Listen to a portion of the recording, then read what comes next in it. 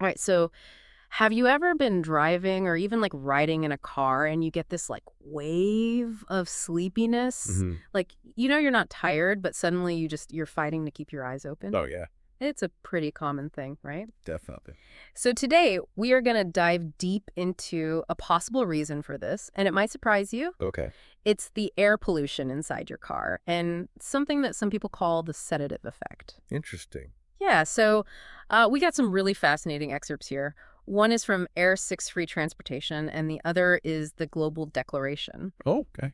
And these documents, they kind of point to this hidden danger, like something that we just don't really think about. And they also suggest some really interesting solutions. Okay, cool.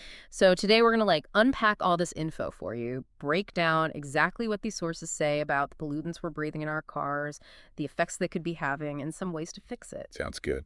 So yeah, let's start with this whole invisible sedative thing. Air 6 Free Transportation, they describe these moments of sudden dizziness, that heavy eyelids kind of feeling, or just like a mental fog that hits you when you're in the car. Right. It's not just, I'm a little sleepy. It's like something else is going on, right? Something's off. Yeah, and the source suggests that it's an actual reaction to breathing in toxins. Oh, wow.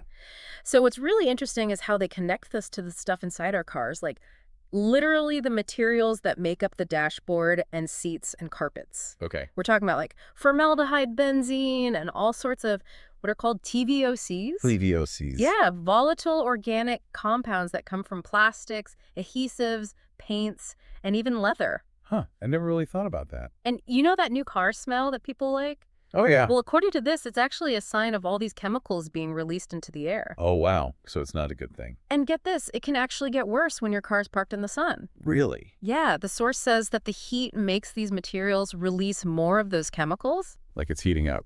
Yeah, basically like warming up plastic in a microwave, but slower. Oh. So you're getting a higher concentration of these gases inside the car. So it's not just a bad smell then? No, it's not just a bad smell. It could actually be affecting our nervous systems. Oh, wow. The source claims that being exposed to this stuff for a long time can contribute to something they call a chronic hypnotic state. Chronic hypnotic state. Yeah, it's like being in a constant state of drowsiness, which you can imagine would make it harder to stay alert when you're driving. That's really scary, actually. It is. And you know what's even crazier? What? They say that the air conditioning in our cars, which we use to feel more comfortable, Right, to cool down. yeah, Yeah. that could actually be making the problem worse.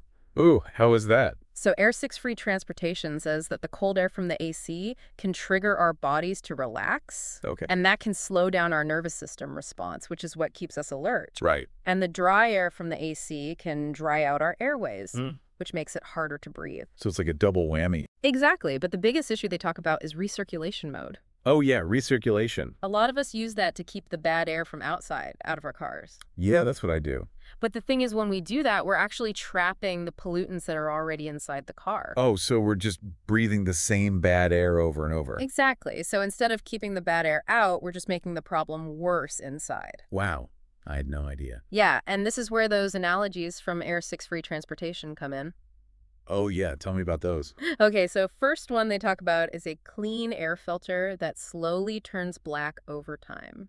Okay, I can picture that. That's like our bodies, they're saying it's like body toxin accumulation saturation. So over time, our bodies are exposed to these low levels of toxins, and eventually it can lead to problems. Like what kind of problems? Well, they call it organ breakdown. Organ breakdown. That sounds serious. Yeah, it's like this slow, invisible buildup that could lead to some pretty bad health issues down the road. And the second analogy is about a glass of poison, but it's diluted, so it's not super strong. Okay. The idea is that small everyday exposures to these toxins, like breathing the air in your car during your commute, might not seem like a big deal at the time. Right. But over time, it could still be damaging our health and potentially lead to those organ problems they talked about. This kind of scary to think about. It is. And then the third analogy is like drinking a bunch of those diluted poison glasses all at once. Okay. They call that the same-day hypnotic effect. So if you're spending a lot of time in your car with poor ventilation and high levels of those pollutants, Right. you could be getting a much bigger dose, and that's what could be causing that sudden drowsiness or dizziness. So it's like a more immediate effect. Right, and think about it. You're sitting in your car every day breathing in this stuff. Yeah. Maybe you feel tired a lot or just not feeling your best, or you're getting sick more often. It's true. I do feel more tired lately. The source is suggesting that all of that could be connected to this, even if you don't realize it.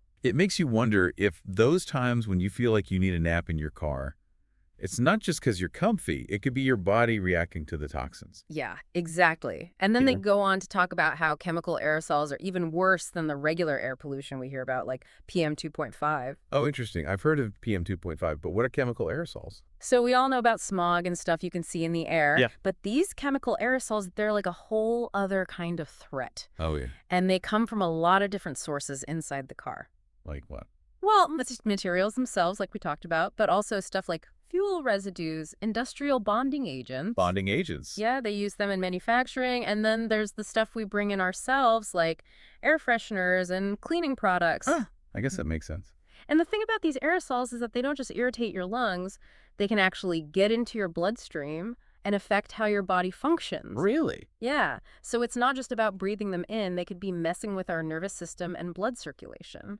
So it's like they're getting deeper into our bodies. Exactly, and that's why they say that feeling sleepy in the car could be a direct reaction to these toxins. So it's not just because we're relaxed or something. Right, and this made me think, do you think some people might be more sensitive to these effects than others? That's a good question, and the source actually talks about that. What do they say? Well, they say that people with weaker immune systems or those who are already mentally fatigued might be more vulnerable. Oh, that makes sense. Yeah, their bodies might not be able to fight off the toxins as well, or their brains might already be low on oxygen, making them more sensitive to these effects. So it's like they're all already at a disadvantage. Right, and think about all those long-term problems they mentioned. Yeah, the chronic fatigue, headaches, insomnia, and weaker immune system. A lot of people struggle with those things, and they might not even realize it could be related to their car. That's true, and then they bring up something even weirder. Weirder than all of this. Yeah, they say that these chemical aerosols can actually get in through our skin. What? I thought we were just worried about breathing them. I know, right? But they say that these aerosols are so tiny, Okay. and a lot of the chemicals in them are what they call lipophilic, which means they can dissolve in fat. Ah, so they can get through our skin's oils and stuff. Exactly, and once they're in, they can go straight into our bloodstream. That is pretty unsettling. It is so, it's not even just about breathing, it's about being in the car, period. Yeah, just being exposed to that air. Right, and they list out all these potential problems from skin absorption, like a weaker immune system, problems with your nervous system, hormone disruptions, and even faster skin aging. Wow, it's like a whole laundry list of bad things. So with all this talk about the dangers of car air pollution, what do these sources say we can do about it? Well, this is where the Air 6-free purification technology comes in. The 6-free? Yeah, both Air 6-free transportation and the Global Declaration talk about this as the solution. Okay. It's not just a regular air filter. It's designed to eliminate those chemical aerosols we talked about. And what's with the 6-free thing? So it's dust-free, bacteria-free, toxin-free, smoke-free, odor-free, and heavy metal-free. So it covers pretty much everything. Yeah, and they say it works in 4 stages. Okay. First, it uses HEPA and activated carbon filtration to get rid of the bigger particles and smells. Okay, so that's like the first line of defense. Right. And then there's something called electrostatic adsorption. Electrostatic absorption. Yeah, it's kind of like having tiny charged plates inside the purifier that attract the pollutant particles, sort of like static electricity. Oh, interesting. Then there's this maze-like structure they call a labyrinth airflow structure. A labyrinth in your car. Basically, it forces the air to twist and turn so that pretty much every tiny particle hits one of those charged plates and gets trapped. So it's like a super efficient filter. Right. And finally, it releases 100% purified air back into the car. So it's like having a completely clean bubble of air inside. Exactly. And they say this can actually get rid of that invisible sedative effect we were talking about. Wow, that's amazing. Yeah. So the Global Declaration takes all of this a step further, right? Yeah, they really push for some big policy changes. What kind of changes? Well, they say that this is a global health and safety issue, not just a car problem. Okay. They agree with Air 6-free transportation about the dangers of car air pollution and how recirculation makes it worse. Right. But they say we need to think about the air quality in all enclosed spaces, not just cars. Oh, so like schools, hospitals, offices, public transportation? Exactly. Everywhere we spend time indoors. Wow. And they want to make some pretty big changes. They want to ban recirculation mode in all new cars. Ban it completely. Yeah, they say all new cars should be designed to use fresh air from outside. That's a huge change. It is. And they also want Air 6-free purification systems to be standard equipment in all new vehicles. So everyone would have this technology in their cars. Right, but it goes even further. They want national air quality standards for all enclosed spaces. Wow, so that would affect everyone. Yeah, and they even want to ban indoor air circulation systems that don't bring in fresh air from outside. That's a really big deal. They're basically trying to change the way we think about and regulate air quality. And how are they planning to do all this? Well, they're calling on governments to make these changes. Okay. They're asking the media to help raise awareness about the issue. Right, to get the word out. Yeah, and they even suggest starting a change.org petition to get public support. So they're really trying to make a difference. Yeah, they see this as a really critical issue. So for everyone listening, what do you think is the most important thing to take away from all of this? I think it's that we need to start paying attention to the air we're breathing, even in our cars. Yeah. It's easy to think of our cars as safe spaces, but they could actually be exposing us to hidden dangers that can affect our health, both in the short term and the long term. Yeah, those moments of drowsiness might actually be our body's way of telling us something's wrong. Exactly. And it makes you wonder if it's only going to get worse as we spend more and more time in our cars. It's a serious question, and it makes you think, what can we do about it as individuals? Right. Should we be demanding cleaner cars and better air quality standards? It's definitely something to consider. And for those of you who want to learn more about the purification technology they talk about, Yeah. they actually give the patent number in the sources. It's US 826-8058B2, or you can reach out to the email they provide, reynald.wu@gmail.com. So there are ways to find out more.